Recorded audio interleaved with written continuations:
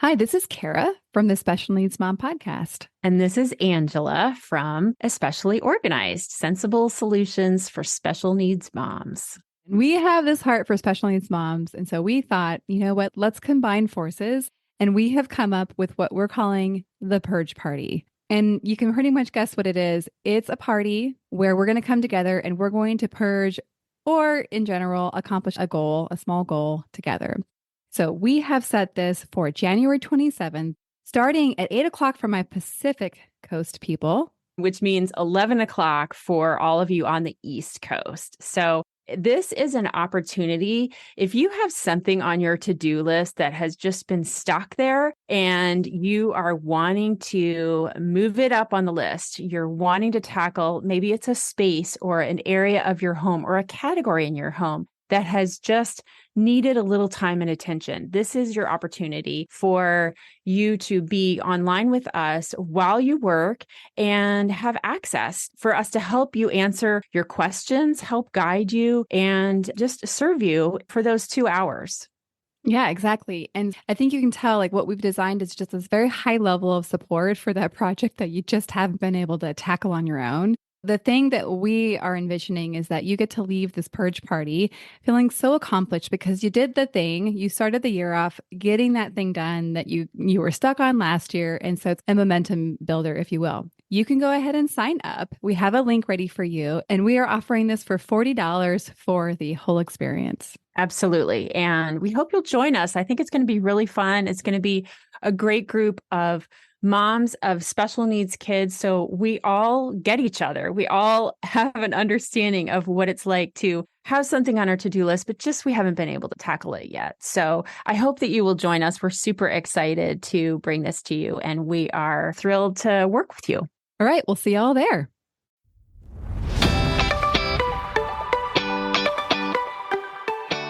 Hi, I'm Kara Riska, life coach, wife, and the mother of 4 incredible and unique kids. It wasn't all that long ago that my son received a diagnosis that had my world come crashing down. I completely lacked the ability to see past the circumstances, which felt impossible, and the dreams I once had for my life and family felt destroyed. Fast forward past many years of surviving and not at all thriving, and you'll see a mom who trusts that she can handle anything that comes her way and has access to the power and grace that once felt so completely lacking.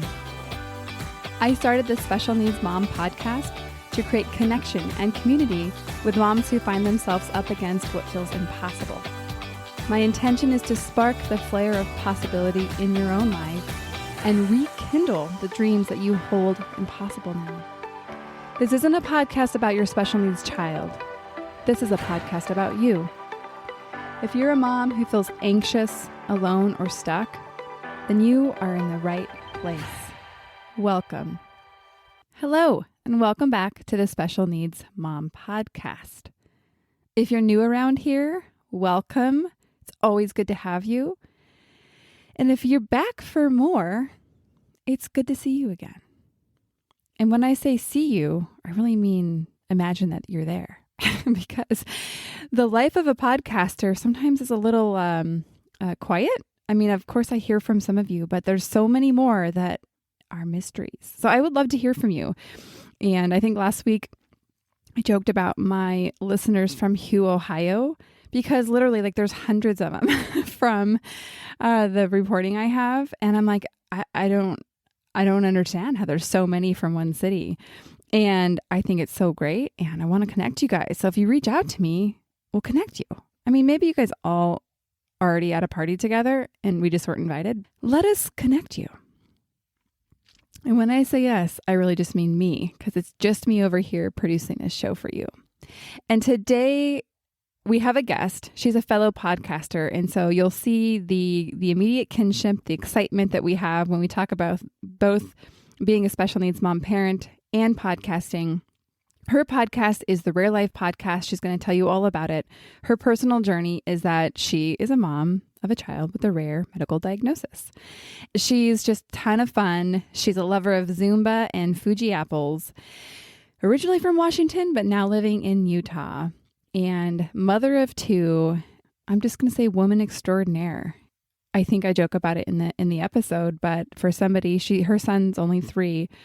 For somebody that is parenting a child with the many complex needs her son has, to think that she up and started a podcast, I joked about it, and it's very remarkable.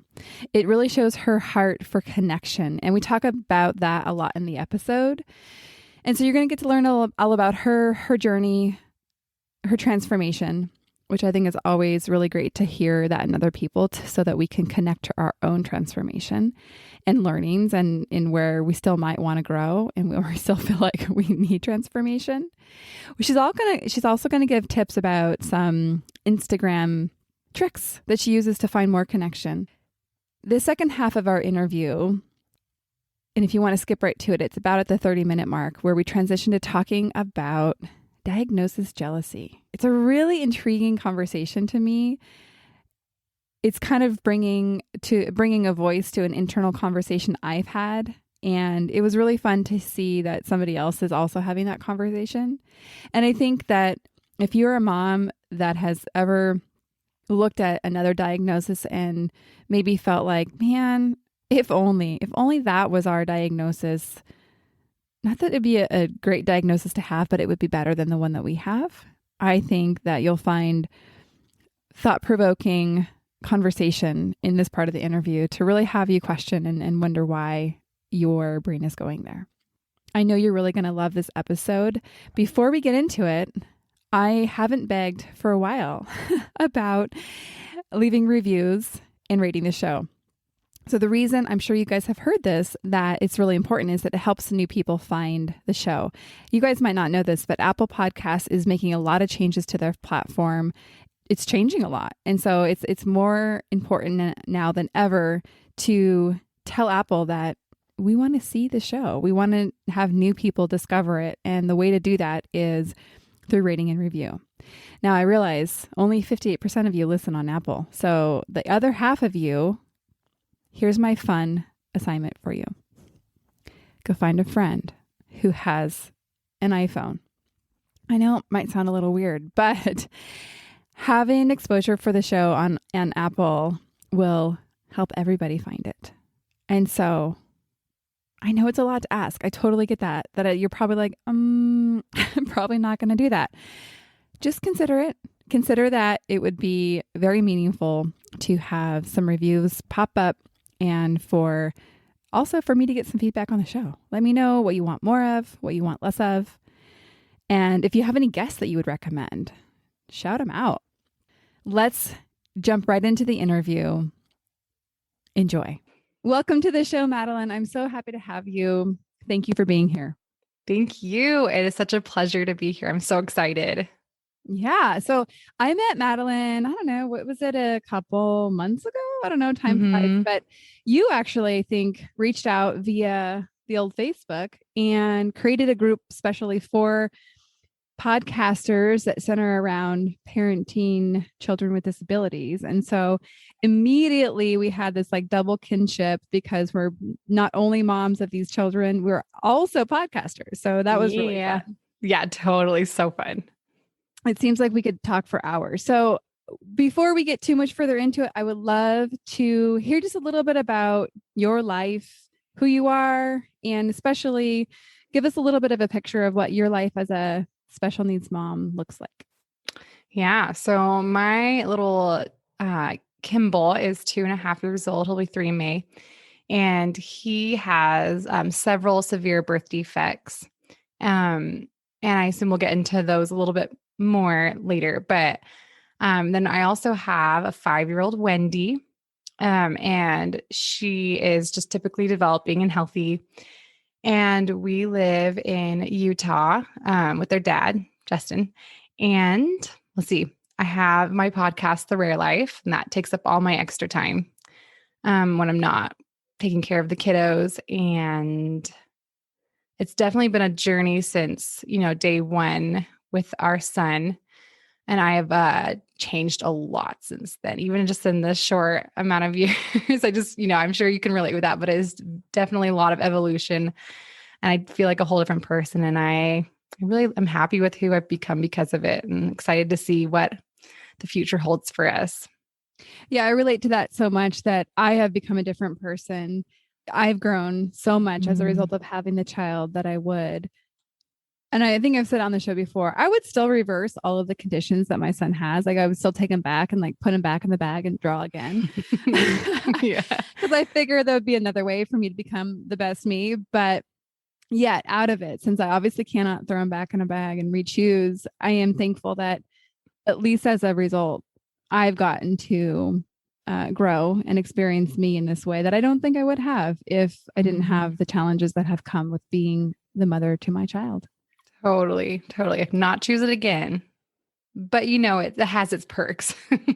It does. Like, there's one perk. I don't know if your son has a handicap placard yet, but you know what? That thing is amazing. Like, it's just really amazing. We call it priority parking. And like, I hang that thing with pride. It is so amazing. It's a perk. That's awesome. Yes, So it's a great. privilege. It's a priority. And I'm so thankful for it. Yeah. So what's the day-to-day like as far as supporting your son with his medical conditions? I guess I'll give you the rundown on like his diagnosis so it makes more sense. But he is deaf-blind technically. So he has deafness and hearing and vision loss. And that has his vision has actually progressively improved over time, which was a very pleasant surprise. That was not a given. So he was pretty profoundly blind the first like year and a half. And then now at 2.5, he uses his vision really well. So that has become less of the forefront of our therapies. I feel like therapies and doctor's appointments kind of are what set our lives apart from my peers the most above anything else. So we have a therapist for his deaf blindness. She tackles both, like the dual loss. And then for his hearing loss, he's hard of hearing and wears hearing aids. And so we have a therapist from the School for the Deaf come over 3 times a month, and we work with her intensely to help him develop the language that he needs to excel. And so that has been an ongoing thing since he came home from the NICU. We've been working on his language development. And, I think I've learned so much about language development that I just took for granted with our daughter. I just didn't think of all the different things that come into it. And language development starts so early on, just with things like imitating our faces. That's what we were working on for so long in those early months. And, it turns out he couldn't see our faces. So that was kind of a delayed. When did you learn that diagnosis. he was visually impaired? So that was, we learned that when he was about 6 months old. And so that one was a big blow because he also has a lot of birth defects that are life-threatening and scary. Like his cervical spine is not stable, so he has to wear a big cervical collar to keep him from. I did see that on some of the pictures. Yeah. So that's that's a big one that we follow with neurosurgery. And then he doesn't have a nose bone, so his airway issues, and he has hypotonia, so he has PT. So he had all these different things. He was getting hospitalized in that first year, especially when he would get runny noses because he'd be congested and couldn't breathe. So like things like that, we were barely we really weren't holding on. We were just dying. We were just and then that diagnosis, like that. We really weren't holding on. We were dying. Yeah. like we weren't even surviving. We were actually going backwards. Yes, totally. And then to get that diagnosis on top of everything else was just like, it's just comical. And like, what else can be broken? What else can be wrong with his poor little body? And his quality of life was, I feel for him because he just didn't interact with the world very much. And I was like, oh, he's so chill. He's such a chill baby. But now that I see him and I know his personality and I have seen that, I'm like, yeah, he's chill, but he's not that chill. Like he was just so docile. And, I feel for him in his little life and how it began and all the suffering and struggle and not being able to see and not really being able to hear and just all of it. So I think that was really just a huge blow because of the way it just added another thing like, oh man, and he has that too to struggle with and another therapy and, just all of it. But yeah, it's interesting because our vision journey was that as a result of my son's surgery back in 2011, he what they knew is that there was going to be some impact to the optical nerve. What they didn't know is exactly what that meant. And but we knew that his eye, there was nerve damage. We did know that, actually different than the optical nerve. And so his eye wasn't open, and then eventually it did open. And so we were doing a patch therapy with the purpose of making sure that his brain didn't stop signaling to his weaker impacted eye. And we did this for a year. And we even did it more intensely with a different doctor to get more aggressive with it. So I think it was, I can't remember if it was 3 or 4 hours a day that we were patching his sighted eye to allow the brain to work with the other eye. Now, I think you're going to relate to this, or you're going to be like, yeah, I get what it's like. So what we learned after doing this for over a year and intensely for at least a year is that he has zero vision in his right eye. No, it's his left eye. No, it doesn't matter. I can't remember which eye is it, because it's his left. He has hemiplegia on left side, and then his right eye is blind. Okay, we got that. So when you realize that you've expected that your son is seeing, and you realize that you were interacting with him in a way that he was not, because I realized all of a sudden for an entire year, we were asking my son to be blind for 4 hours a day. Yeah. Because he couldn't see anything at all. We didn't know that. Oh my gosh. So I know looking back, I am proud of us because I know that we gave it our all, like for what we thought we were doing good. But then it also was like, oh my gosh, like, wow, like we really didn't know. And so I imagine for you, like getting to the place where he's 6 months and you all of a sudden realize that this is part of your reality now, that I'm sure there was a lot of thoughts and feelings that went along with that. Yeah. Yeah, totally. Cause it's like you say, when you just expect it, you expect them to be able to see or, any of these things. And, the professionals are human. So, like in your case, it's probably like, well, why didn't they know, or why didn't they tell you that he couldn't see? And, I was telling therapists that were coming in from early intervention, like, he's not looking at me, he's not looking at my face. And they kept saying, oh, we'll just wait. I'm sure it'll be fine. And then, we're all just humans trying to figure it out. And so I think it's helped me also realize my role as his mother and those instincts, and be like, yeah, I totally knew that something was up with his vision. Oh, like we're so important. Like we're a key part of that team. No one else can do what we can do. And that is such a good visual example, if you will, of what that looks like to be like, I knew ahead of time, because honestly, you are spending the most time with them. And even I think it's just so easy for us to relinquish our knowing because of somebody else having the title of an expert, or like that they're supposed to know something that we aren't supposed to know because they're the therapist or they're the doctor. Right. And again, it's like, I don't think we can remember this as enough as moms of our knowing and our wisdom and our gut.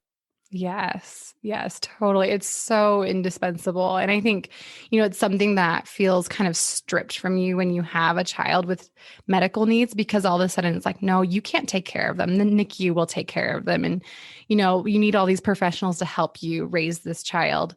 And I think especially as a parent who's not a first-time mom, right? Like, well, I took care of these other kids. Like, why can't I take care of this child the same way? And I think I kind of relinquished too much of that. I was too submissive to their professional opinions and their expertise.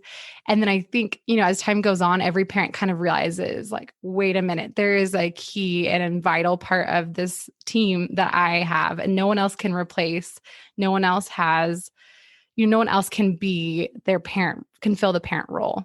And I think obviously that has a big part of their daily lives and just, loving them and playing with them, but also in their medical care, like this example where, our love for them and just, I don't know, just by right of being their parent, like we really do have this added benefit of mama bear. I don't know, just, you know what I'm talking about, but like that is so indispensable in their medical care too. Yeah, definitely. Well, when one hears that you have 2 children and that one has complex medical needs, they don't automatically think, oh, so she's going to go start a podcast on the side. They don't think, oh, this woman has a lot of spare time and she's probably bored. So I would love to hear a little bit about your podcast, and I would love to hear about what prompted you to start it.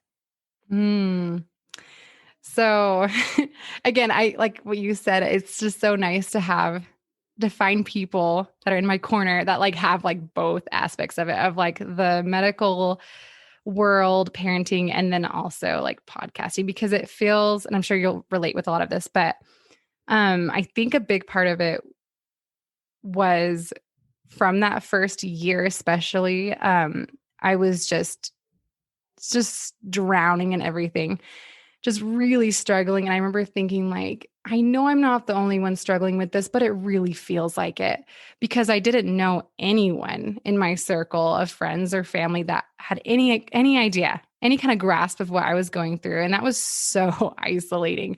And I think grappling with the grief and the pain of everything and the weight of everything on top of all the isolation too is just, it's just so unbearable. And so I had like a few moments of connection with other parents where like this one time there was an early intervention parent get together at the park. And I went to that and I was like, oh my gosh, I just met other parents who are going through this. And it was totally different stuff. Like, I don't know, spina bifida and, developmental delays, whatever. But just to meet other parents who were receiving services and knew about therapies, and they had a wheelchair and just like all the things, it was just like, oh my gosh, this feels so freaking good to be able to connect. And it was interesting too, when I realized that like, yes, I'm stripped of being able to relate with my peers and my friends and my family because of this. But at the same time, it intensifies my ability to connect with these strangers. Like I just met this mother, or like even like, like right here, like where we're interviewing, where you can just automatically connect at a way deeper level than I'd ever experienced with people I'd just met. And so I think, that has been awesome. And so I, fast forward to when Kimball he was a year and a half. So it really was still early on, but I had done EMDR trauma therapy. Mm-hmm. And I had reached just a level of healing, and I was feeling like myself again. And I was like, oh my gosh, I'm surviving and I'm starting to thrive. And I was like, I want other parents to be able to find some level of healing. And I recognized that connection and hearing other people's stories and recognizing your own story in theirs is just, there's nothing like it. And of course, your listeners and you, like, that's why we're here right now, right? Because we recognize that. I know. I'm like, power. oh my gosh. Inside, I'm like, yes. I'm like, you're my new best friend. Like, we're in. Yeah. Yes. Yes. I so get. Yeah. Yeah. Yeah. So I think it was kind of this feeling of like, this is just something I was very drawn to. And I felt this fire within myself that I knew would never go away until I actually created it. And so I put on my big girl panties and got to work, because it is so much stinking work, but it is such a labor of love, because, that connection is everything. Yeah. So. I think for me, like what you were describing, I really love that you highlighted that, yes, you cannot maybe relate to your peers in the same way that you did before, but you have now this, I'm going to just call it like this magical ability to connect with people. Let's call it like in the other category, the people that aren't in the main group of belonging, where a lot of typical children's parents find themselves. Right. By no means do I want to grossly say that like, oh, if you have a typical child, then everything's always good all the time. But I just think that what you identified in recognizing that it gave you this gift of ability to connect with strangers in a really profound way because of this life experience that you had. And I think that, I don't know, just the way you described it really gave a clear description of it as like the experience that I have when I get on each and every one of these interviews, where it's just so quick that I feel so connected with these moms. And never have I actually even had anybody that has had a brain tumor on the show. Right. And yet it's like we get each other in a new way. And it's really, really, that's a really desirable experience for me as a human to have, even just recording it. But then I feel like I get to give that to everybody every week as we have an episode where people are telling me week after week, oh my gosh, Kara, like this podcast has been so amazing. Mm-hmm. So like connecting and all the things they say. What is the kind of feedback that you get for your podcast that means the most to you? So I love just the little messages, even if they're not super detailed, of like, oh, thank you so much. I needed this, because that really, that does keep you going, of like, okay, it really does feel like a gift. Like you say, like you're able to package this connection up and distribute it. So like exactly. Everyone can have, box it up. Yeah. And they can feel like they're there in the conversation with you, or at least listening in. This one comment in particular, I feel like it just I was like, even if this were the only listener ever, like it is now, like all of it was worth it for her. But she reached out to me and said, so her son is 14, I think. Mm-hmm. And he has a rare disability and a rare diagnosis with a lot of disabilities. And so she's old enough to be my mother, but she said that listening to my story and my guest stories have allowed her to really feel all the things that she just shoved down. And she said, I guess I've never really processed this. I never have talked about it with anyone. And I've just kind of lived with this, this guilt and just all these different emotions and grief. And I never really talked about it. And then to hear you and your guests share stories about it have brought me this level of healing that I've never experienced before. And she's like, I'm working through this trauma and this grief that has been sitting there for 14 years. And I have never felt this way before. And I cry through every episode. And I was like, just floored, like that something that I've been able to create and work with other parents to create has brought that level of healing. Like it's just so humbling. It's just so humbling to recognize that intimate way that we can impact people's lives. Like that is so intimate that we can help people heal from like the deepest, darkest trauma that is just so painful and shapes everyone. Like your everyday life really like is shaped by this pain and this trauma. And anyway, so that was just mind-blowing to me. And that has energized, like the last several weeks since I got that message of like, I'm doing it for her and anyone else who has any similar experience like that. That was a really, I can see why that would have meant so much to you. And I feel like I've gotten, similar type comments that when you realize that what you are doing doesn't just come as nice words on someone's ears, but it actually inspires them to change, or like in your case and what you share, like to process grief and to like open a door that she's been too afraid to open until now, like actually like impacting somebody's life. Like to me, I hold that as so precious, like the most precious thing I think that exists. And yet to like feel just so like I take my work really seriously in the sense of like, I don't take this lightly, that I get to talk and hopefully inspire people. And it sounds like very much that your podcast was born from that place. So when you went to say, okay, I'm going to start a podcast, like what were the thoughts that were going through your mind? Do you remember back? Oh yeah. No, it's because it was fairly recently. It was just last year. Like I launched it. It'll be a year in May of when I actually launched it, but I was recording episodes ahead of time. So it's been a full year since then. And when the thought first occurred to me, it was the scariest thing. Like it was terrifying to even like say it out loud, like to my husband or my best friend, like, I want to start a podcast. Like it was just so scary because, it's a big deal and it's very vulnerable. And I was afraid I'd fail. And, I have had ambitious goals before and then never really finished them. So I was like, oh, I don't want it to be another one of those. I really do. I want to do this. This needs to be my thing.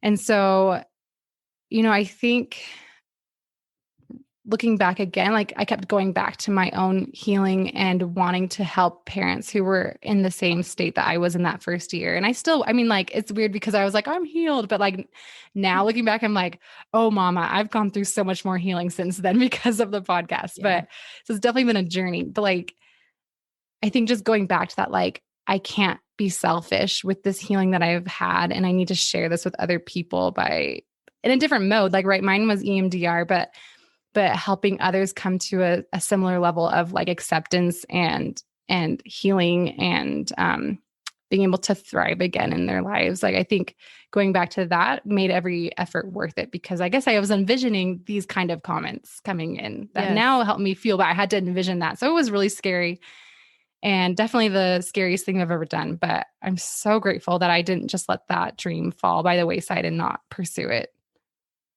I am too, because now we are here talking, having this conversation because you made that choice. I obviously like got through my challenges to get my own podcast launched and to do all the things. So it's pretty cool to see.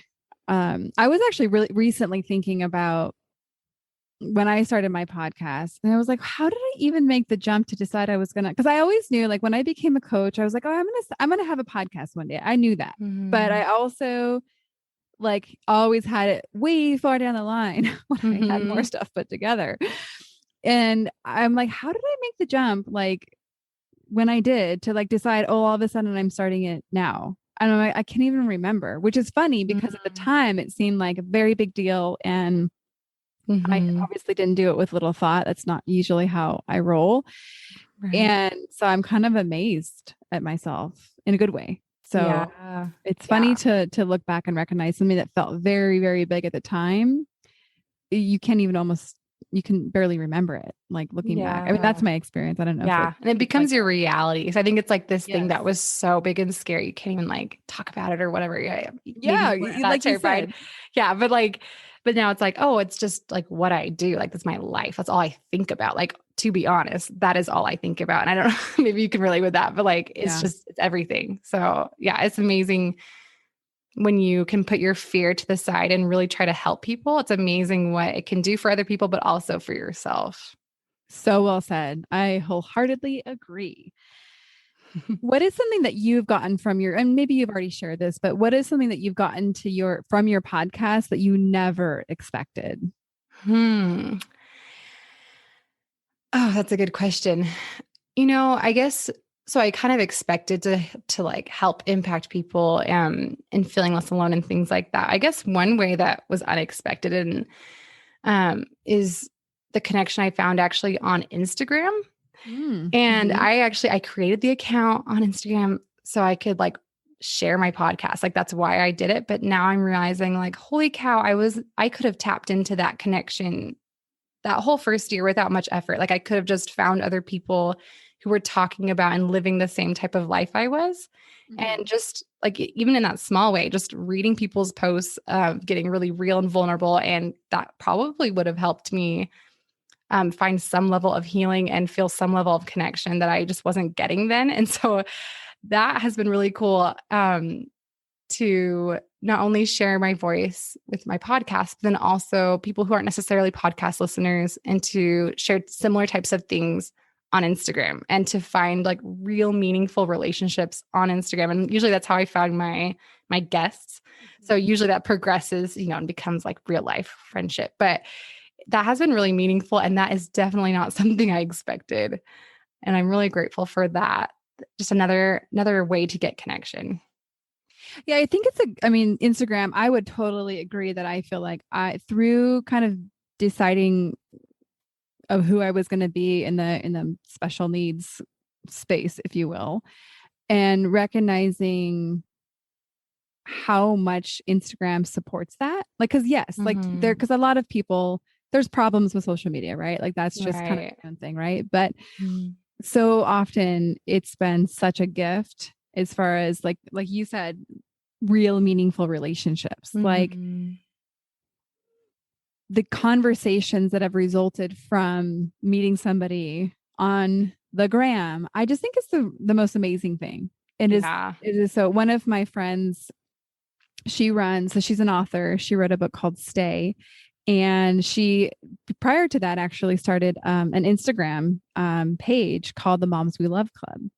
And it just started as a way for her to kind of serve other moms. And so she would sponsor a mom or highlight a mom every month and basically do fundraising and pray for her. And I mean, she's raised like thousands and thousands of dollars, probably in the hundreds of thousands. And it's just always a reminder of like the good that can come from a platform that, yes, can also bring all the other things. But I don't know. I like to stay more connected to the good it can bring because I think it's a tool. It's like how you use it. Like butter can be a good thing and a bad thing. That is true. Instagram is better. Although actually I'm like, I guess probably I should use a very different example. I should have used water. Water is neutral. Water can be used for drowning and it can be used for life. That's a much better example. So butter. Funny. I love butter. I want to be one of those people that doesn't love butter, but I love it. Oh yes. Yeah. Life is butter.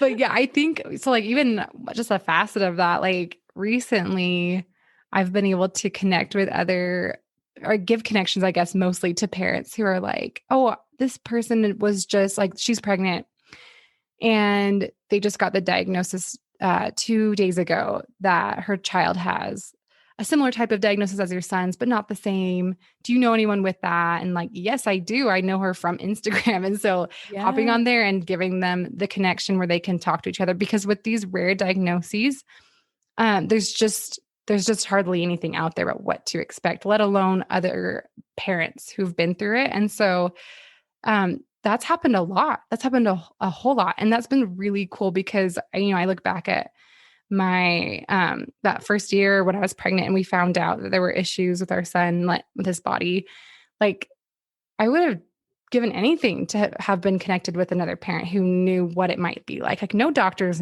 could tell us what it was going to be like. There was barely any research on it or any literature. They were just reading off a paper and learning as we were. So like, that the gift of being able to help people connect with each other has been really cool. And Instagram, in searching the hashtags, because I have this Facebook group that is for parents of children with rare medical conditions. And so many times people will post on there like, hey, does anyone else have enter gibberish diagnosis? Yes. And it's like, I just don't like the chances of that are very, very slim. But I always go on there and say, search the hashtags on Instagram. And almost always I'll hop on there and I'll search the hashtags and there are parents talking about it and parents who have these children with similar or the same diagnosis. So really, I mean, like, I feel like you can really use Instagram as a tool for medically complex parenting and especially rare parenting in a way that can be really life-changing. So anyway, that's a really good tip. Like I've always only ever really considered the hashtags from like a marketing or business thing. Right. Like I've never, or maybe if you want to like, if something's trending, you want to learn more. I don't know, but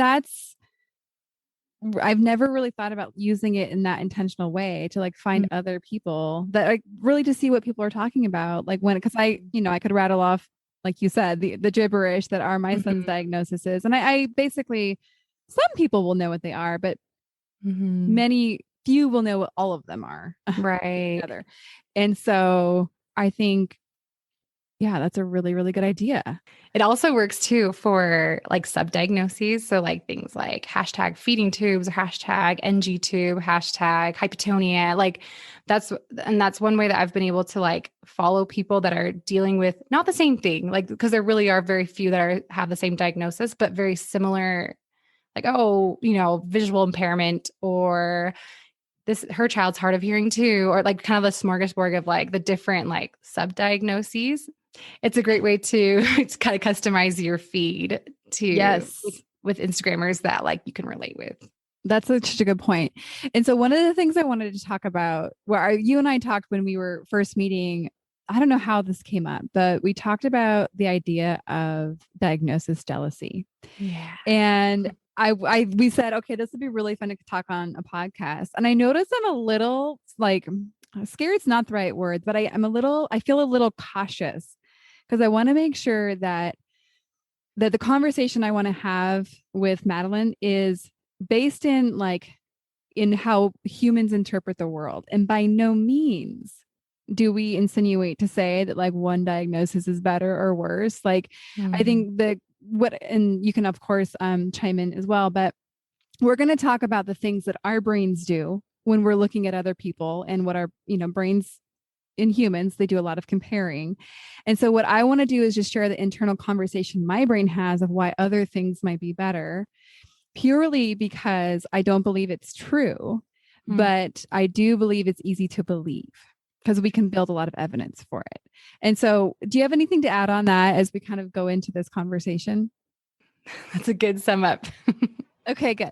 So one of the things, so my son has a physical disability. He has hemiplegia, which means for him that, or how his presents, because it can look a lot of different ways. He has left-sided weakness. So he is able to walk. He's even able to run, but he's not able to run fast, and he's not able to run for long periods of time. And so for him, walking around an amusement park wouldn't be possible for him to enjoy it. Like he could probably, well, let's use Halloween as an example. So this year for Halloween, he was like all gung ho, we are going trick or treating. And so I took him with my daughter and we went, let's just call it a half a mile. Yeah, let's go a half a mile. And normally that would be something that he would like complain a lot about. In this case, like he jammed the whole thing. So he could do it. But at the end, he was essentially like, he was limping. He always has kind of a modified gait. So it's always kind of limping, but he was visibly in pain from exerting himself to that level. Right. So we're in this weird place from a physical standpoint of being able, but not able. And so my brain goes to, if only he had a wheelchair, then it would be easier because one, people could see that he has a physical disability. And like, even for school, I'm like, okay, if he had a wheelchair for school, I think that people would be like, oh, well, we obviously have to make accommodations because he has a wheelchair. His chair cannot wheel. But when he has this like in between ability for the physical part, like my brain just goes to where it would be easier to have a wheelchair. Now, I know that's not true, but it's kind of where my brain starts to spin some stories. Yeah. What's something that you notice that you think, oh, if only, or this would be better, or like see a diagnosis and feel jealous about it? I think it's definitely the, well, first of all, I actually have similar feelings of like, if only it were more obvious that he had these struggles, because it's almost like people are like, oh, I can't even tell. It's like, oh, that, it's not a compliment because it's part of who he is. Know. Okay, yes, the obviousness. Again, yes, I've taught. Yes, absolutely, yes. Because I think that I'm gonna like steal the conversation again, but I just to say that like I think that to feel like you have to, and I think probably with a visual impairment, I know this comes up for me because Levi still obviously has a visual impairment, yet he's also very able. And so it's like, but sometimes he runs into people or he'll move about in the world, in which case he doesn't see some things and people don't understand that. And so I don't want to be like, but he can't see you, or like, how do you like eloquently as a mom without like instilling his disabledness in him, but also advocate for him. And it's like, I don't know the answer to this yet, but it sounds like for you, like you come across like people saying like, oh, he looks certain ways. What is it like for you when that happens? Like, what do you want to say to people? So I think it always felt kind of like yucky, and I didn't really know why. When parents would be like, oh, I wouldn't be able to tell that he, has XYZ.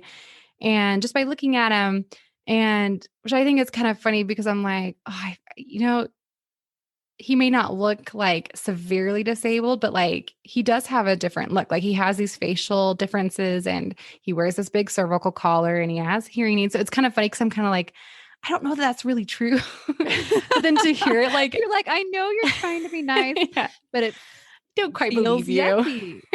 And I think one thing that I've realized after thinking about it, like, why do I not like that? Is because it feels like they're trying to compliment me. And I'm like, that's not a compliment. Like my child's disabilities and birth defects are hugely a part of who he is. Like obviously he is so much more than that too. Like that's not all he is. But his different birth defects that he has struggled because of and suffered because of, like that is a huge part of his life. That's a huge part of who he is. That's a huge part of our lives and who we are.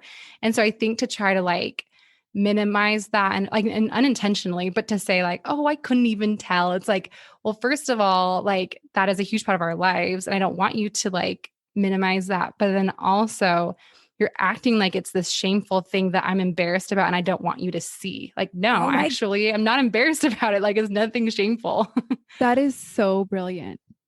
I could see where you're going with that. And I was like, yes, it's like the conversation of like, well, you don't even look pregnant, or like, I can't even tell you're 8 months pregnant because it's like basically like, well, like, how do you think I should look? Like I should look exactly how I do look. And it's recognizing our society's value in normal with quotation marks around it. So people can't see me, and recognizing that like you said, like there is no shame.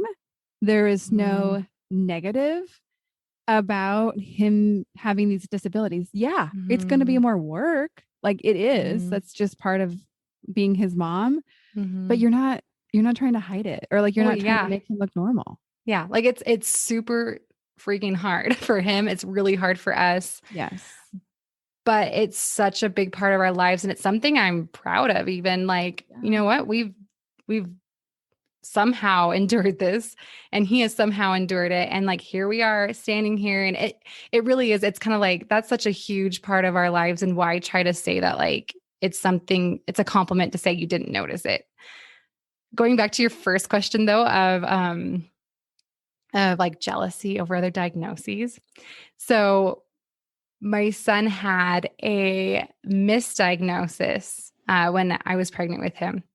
And I think I was like 20 weeks pregnant, and they were doing the anatomy scan, and they noticed several birth defects, like not having the nose bone and short limbs because he's dwarfism too.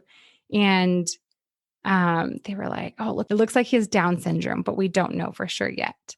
And so for a while, we lived our lives thinking he had Down syndrome. And I think, so, during that time, I was able to reach out to this mom that I had sort of met once, and I had a heart-to-heart with her, like, what should I expect? What's going to happen? And she gave me this really great talk about how awesome her son is and how much she loved him and how we would be so happy too. And I joined this bustling and thriving Facebook group for parents with children with Down syndrome. And I was looking through the cute little pictures, also feeling terrified because a lot of them were pictures right before open heart surgery. So, I mean, like, it wasn't all butterflies and rainbows. I was still terrified, but I found this community, like, off the bat, like, here are my people, and everyone knows what I'm talking about. If they say, like, I could say, oh, guess what? They found out our son has Down syndrome. They'd be like, oh yeah, I know what you're talking about.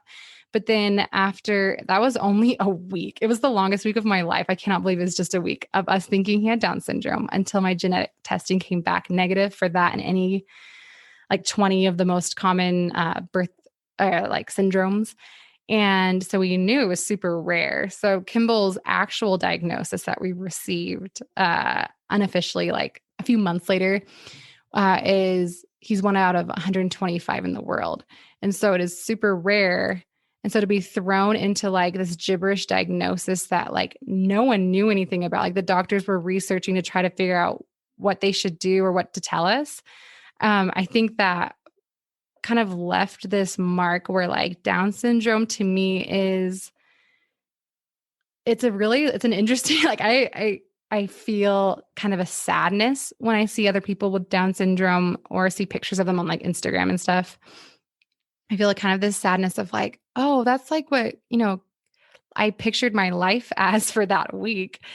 That was a community I was a part of for a week and then felt kind of booted out of. And so it's, there is kind of that envy of like, of the commonality of it, where people know what it is, where doctors know what to expect. You can find communities so easily. And so that really was one of my motivations for making my podcast, kind of centered around the rareness to give all of us parents with rare things that we're dealing with a place to belong, like a community that I didn't feel like I had.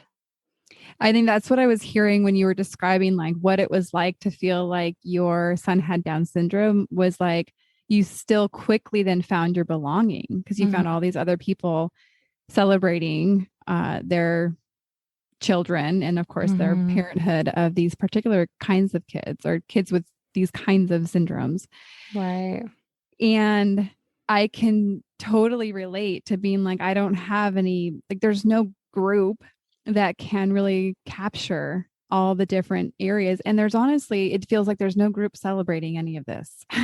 Whereas I look out and admire the Down syndrome community. I follow a lot of people there and I think it's spectacular. And there's people working really hard to change the narrative around the value of these people. Cause I think sadly still the value that our society places on somebody with an intellectual disability is probably not yet equal to like a typical intellect or whatever you were going to call it. And I think, and I understand to say like, that's absolutely not acceptable. And like, I am part of that movement to change that in the world.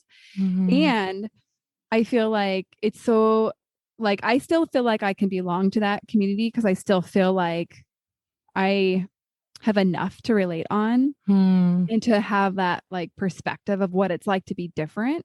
And so I still do invite myself to that community. But I also think that it's that community. And then also I think the other, of course, big word in being special needs and like having a diagnosis that everybody knows what it is, at least is what comes up for me is being autistic and or ADHD. And so it's like I hear these words and I think, man, like it would be so nice if I could just say this one word and everybody would, I mean, this is what I think. I know it's not true, but like everybody would understand the challenges that I have and that I wouldn't have to explain everything and people would at least know what the word meant.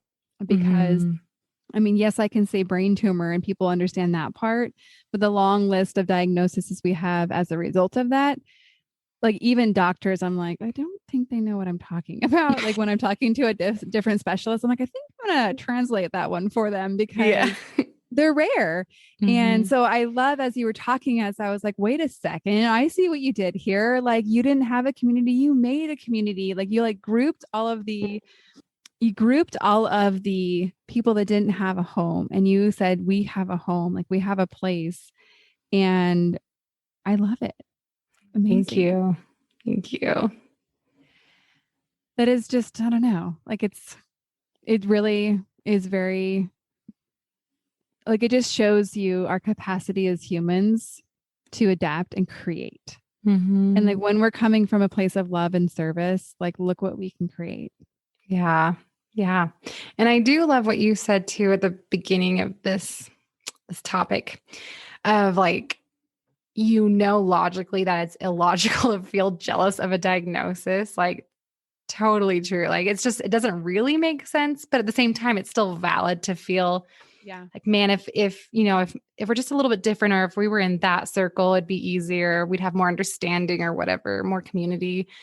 And it's interesting, like kind of going along with that, I feel this really weird, like, I don't know if it's even could be called like reverse grief, or if it's just a different type of grief. But as my son has been like stabilizing medically, where he's off his G tube, he's eating orally now. He doesn't even need feeding therapy anymore. And I'm like, what? Like he's eating like a typical toddler.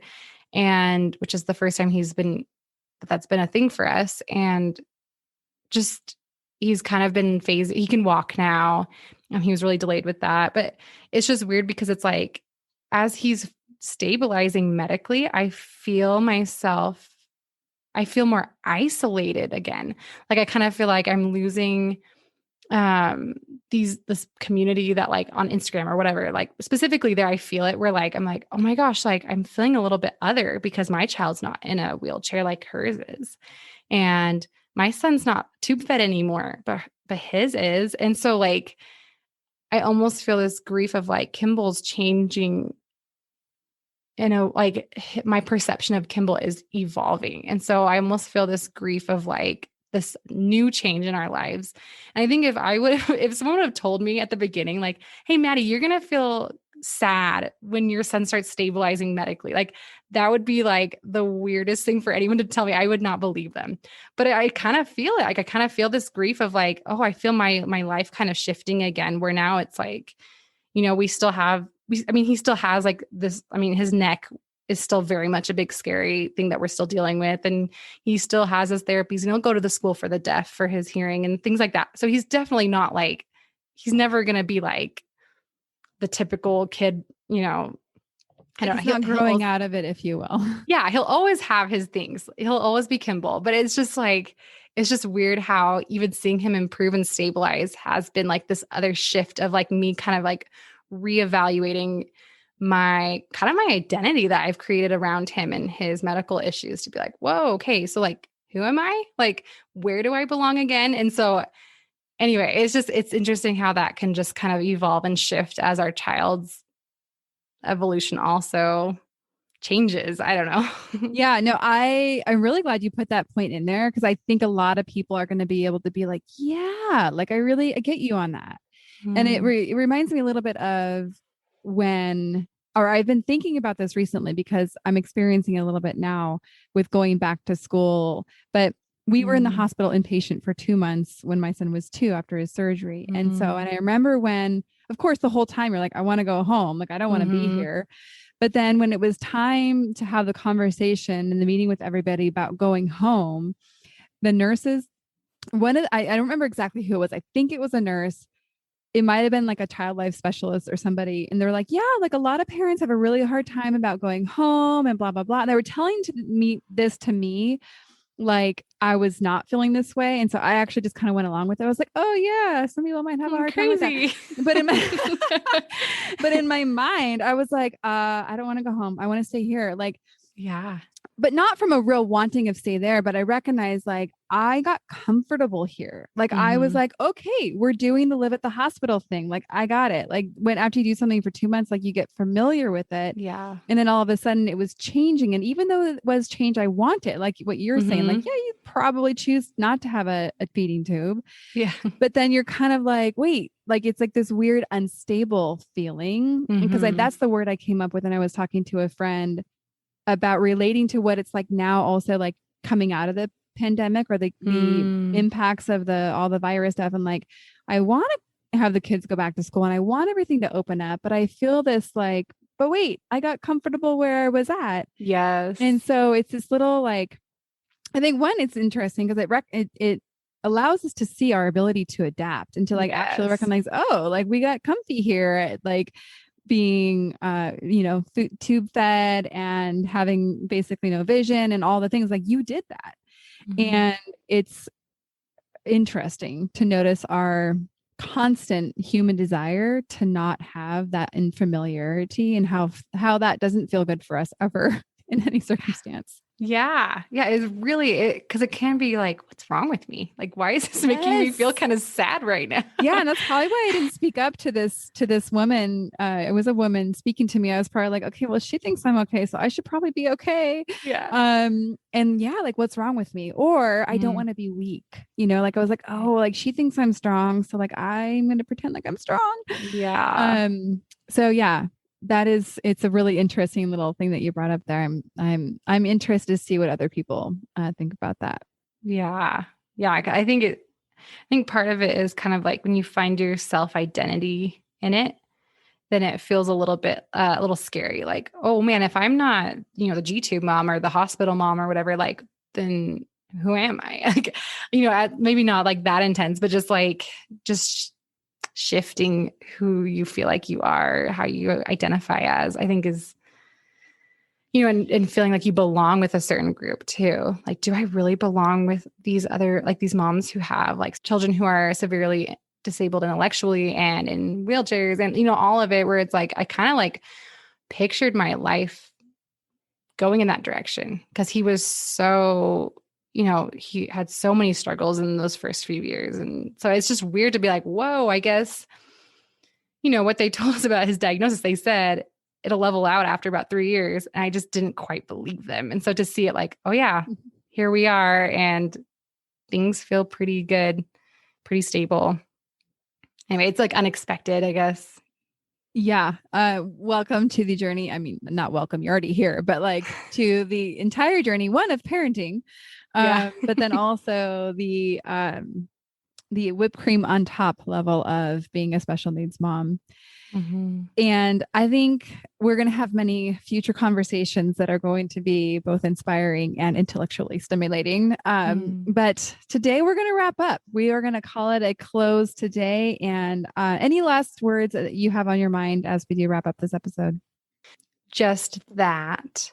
If you're listening to this, obviously you believe in the power of community and of having other people who get it, but never stop pursuing that. I think, and if you can, in, real life, relationships are awesome too, just to continually look for all different kinds of ways to connect with other moms who truly get your world. I think that, you'll be okay. You can get through anything if you're with people who understand what you're going through. And so I would definitely encourage everyone to never stop seeking that connection.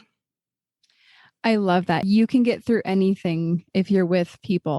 And that takes both your willingness to be with people and then it takes people that are willing to be with you. And what a beautiful, simple thought to end on. Thank you so much for coming on the show. Thank you. Before we totally wrap up the show, I want to highlight the point that Madeline made at the very end. Never stop pursuing belonging. That really hit home for me. And I think the power of belonging, I think as I listen, I'm actually reading a book right now called Together. It's about I don't know if the right word's probably not epidemic, but we'll go with that, of feeling alone and loneliness in this country. Belonging is one of those things that it's not just nice to have, it's actually essential for our well-being.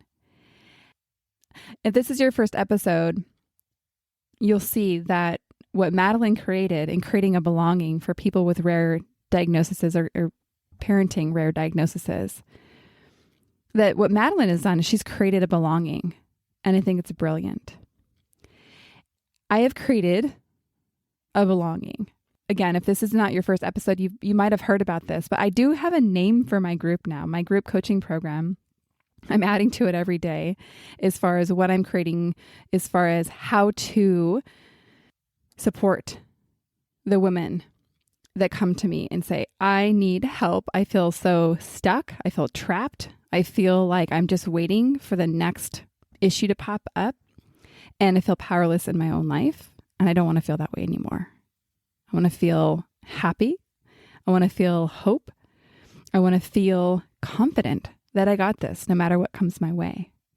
And so the group I've created is called, wait for it, Being Mom Together. So you see, I've brought the together piece in there because that's the power of being in a group. I, of course, do one-on-one coaching as well. But this I've created especially for my podcast listeners. That's why I'm always telling you guys about it, is because the idea of being together and not doing this alone. Just last week in the group that's going right now, I can't tell you the content because it is confidential, but to see the vulnerability of the women being together, exposing the thoughts that they have, the fears that they have, bringing to light the shame-inducing thoughts that until they're exposed to the light will continue to persist. The power of being with somebody, even just witnessing, it is the most connecting and powerful experience. And so I invite you to inquire and to see what it would be like for you to be being mom together and to participate in a group like this. Super easy, super fun. It doesn't have to all be like, oh my gosh, let's be really, really serious about this. Like, we're going to have a lot of fun too. I cannot wait to hear from you. Let me know how I can support you. You're going to just click on the links on the show notes. Super obvious. You will not have a hard time finding it. I look forward to hearing from you. See you next week. One more thing before we officially wrap up this show. Sometimes when I'm listening to podcasts, I have the experience of wanting more. I'm listening at the very end thinking, I sure wish that episode didn't end. I invite you, if you feel in any way the same way, I invite you to the Special Needs Mom podcast community, which is a free group that I host on Facebook, where we as a community of fellow moms who listen to this podcast and are experiencing life in similar shoes, get to talk to one another, get to share stories, get to actually interact. I hope you'll consider joining. See you over there.